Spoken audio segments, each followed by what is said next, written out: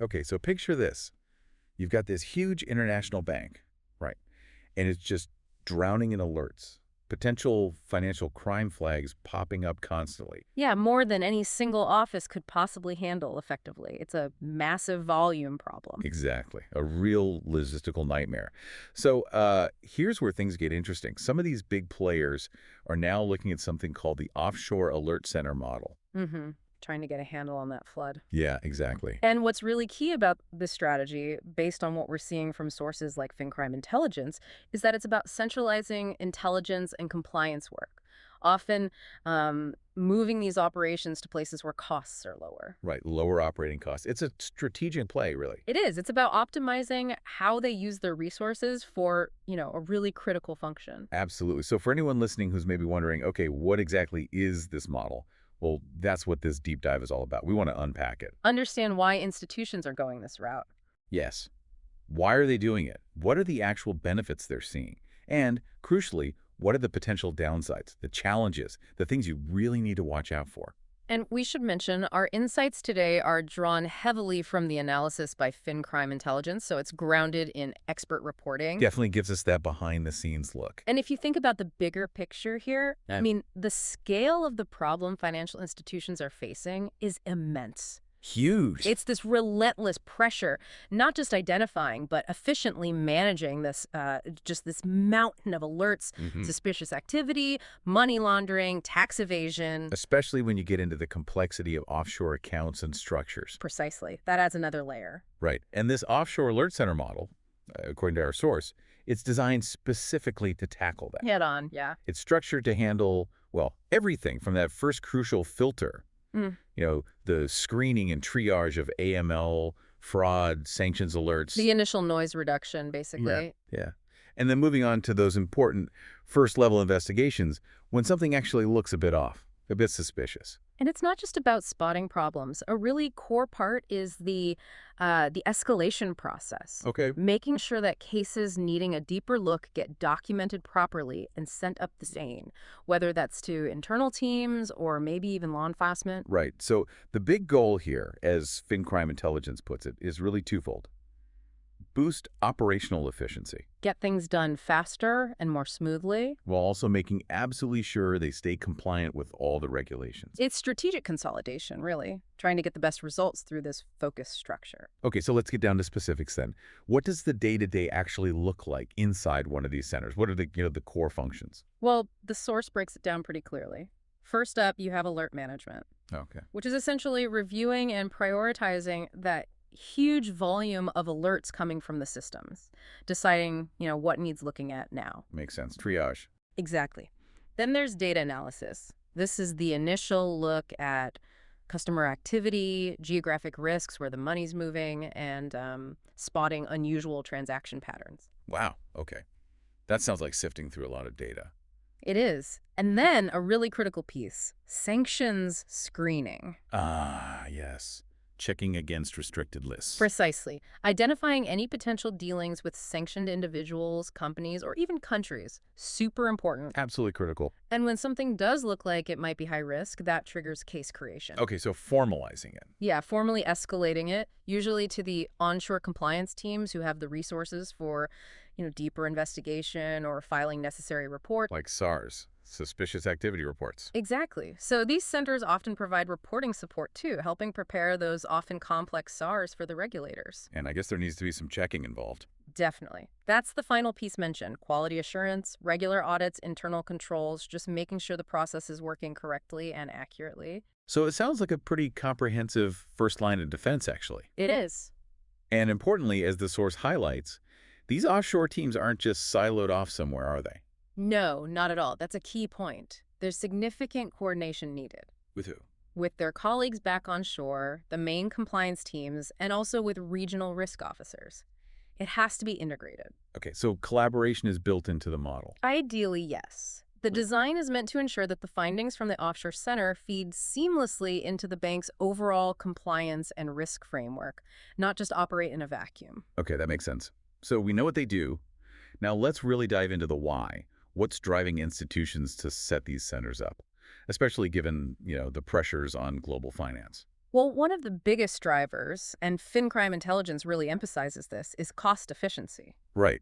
Always a factor. Absolutely. By setting up in markets, with lower labor costs, institutions can make pretty significant savings on the operational side of just handling these initial alerts. We're talking substantial savings here. Potentially, yes. You often hear about significant percentage reductions in costs for this specific function, mainly driven by lower salaries and sometimes more streamlined processes offshore. Okay, that's a powerful incentive right there. What else? Then there's scalability.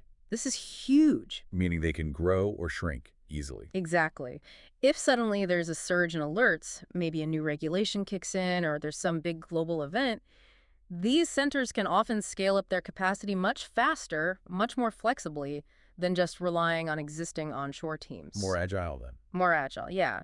And another critical benefit, especially for global banks, is time zone coverage. Ah, the 2 and 4/7 aspect. Precisely. Having people actively triaging alerts around the clock is invaluable. It means potential issues get spotted and addressed much faster, no matter where or when they happen. Yeah, that makes total sense for banks operating across the globe. And the last benefit mentioned. Centralization of knowledge. How so? Well, the idea is that by bringing these initial review functions together in one place, or perhaps a few focused centers, you can develop more standardized procedures, Right, consistency. consistency, and also a better collective ability to learn from patterns, from past alerts, from investigations. It can build expertise over time. Okay, so better standardization, better learning. Exactly. Over time, the goal is to enhance the overall effectiveness in fighting financial crime by consolidating that initial stage. So, okay, looking at it like that, it seems like a pretty smart strategic move. Yeah. Cost, scale, time zones, knowledge. On paper, the benefits are compelling. But there's always a but, isn't there? Like any model, there must be risks, potential drawbacks. What are the big challenges institutions need to think about here? Oh, absolutely. And this is really crucial. FinCrime intelligence highlights several key risks. First and foremost, data security and confidentiality. Yeah, that jumps out immediately. Sensitive financial data going offshore. It's a massive concern. You have to ensure robust security. Plus, you have regulations like GDPR complicating things around cross-border data transfer and protecting personal info. Definitely a minefield. What other potential issues? Quality control is another big one. In what way? Well, if the training for the offshore analysts isn't consistent, or if the supervision isn't strong enough, Things could get missed. exactly, you risk analysts overlooking critical red flags. Or maybe the opposite, they generate too many false positives, creating noise. Or they might delay escalating serious issues. Any of those undermine the whole point. Yeah, that could completely negate the benefits, couldn't it? And I bet the regulators have something to say about that. You bet they do. Regulatory scrutiny is definitely a risk factor. So regulators might be skeptical. They might raise questions, yeah. Concerns about delegating such a critical function offshore, especially if they think oversight isn't mature enough, or if the regulatory standards in that offshore location are perceived as, well, different. What specifically worries them? They often focus on the quality of the training, like we said, and also the mechanisms for ensuring that the important high-risk stuff actually gets escalated back onshore correctly and promptly. So it really boils down to proving the oversight is just as rigorous no matter where the desk is located. That's exactly it. And then don't forget the human element. Cultural and communication gaps. Between the offshore and onshore teams. Yes. Different countries, maybe different company cultures within the larger organization, different communication styles. It can lead to misunderstandings. Or just delays. Or delays, yeah, Mhm. which can hamper how effective the whole process is. Okay, so it sounds like while the upsides are clear, you really need to be on the ball managing these risks. Strong controls, good oversight, clear workflows. That's absolutely essential. The potential is there for efficiency and cost savings, but it has to be built on a really solid foundation of risk management and governance. You can't cut corners. Right. And speaking of regulators, what are their specific expectations for these offshore centers? Is it a different standard than for onshore work? No, and that's a critical point from the source material. Global regulators expect the same high standards for compliance functions, period. Doesn't matter if it's onshore or offshore. Okay, same high bar. Good to know. So what specific things are they looking for then? FinCrime intelligence points to several key expectations. Things like clearly defined roles and responsibilities. Everyone needs to know who does what within the global structure. Makes sense. Clarity. And clear, well-documented escalation paths. What happens when a high-risk alert is found? That process needs to be crystal clear. Improvable, I guess. Exactly. Regulators expect full auditability. Every decision, every action taken by the offshore team needs to be traceable and justifiable. Transparency is vital. Transparency, accountability. Sounds like the core themes. They really are. And linked to that is the need for regular, comprehensive training and certification for the analysts. Keeping skills sharp and knowledge current. Precisely. They need the right skills. And finally, there's an expectation of board-level awareness and oversight. So the top leadership needs to be involved. They need to be aware of and oversee any significant outsourcing or offshoring of critical compliance functions.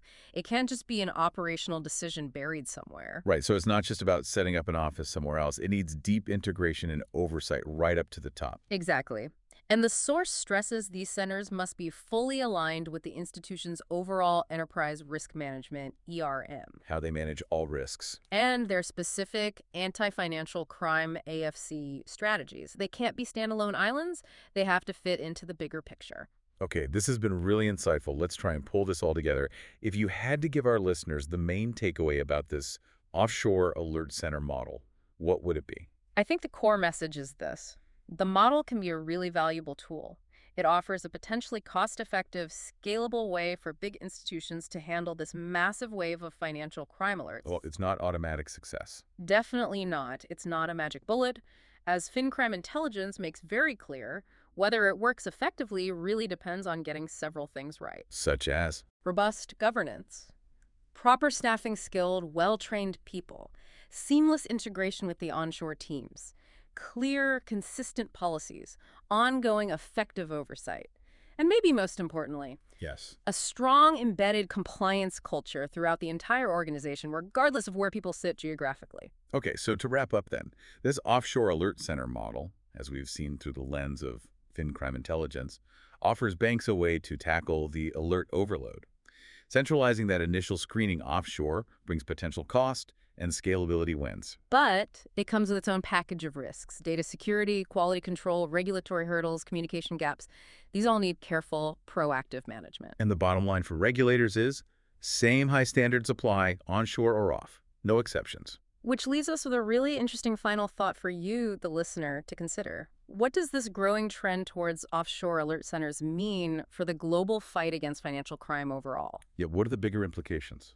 And how will this constant balancing act, the push for efficiency and cost savings versus the absolute need for rigorous compliance, how will that shape the future? The dynamic between the banks trying to protect themselves and the criminals trying to exploit the system. It really does highlight the evolving nature of financial compliance, doesn't it? A fascinating look into a critical global challenge.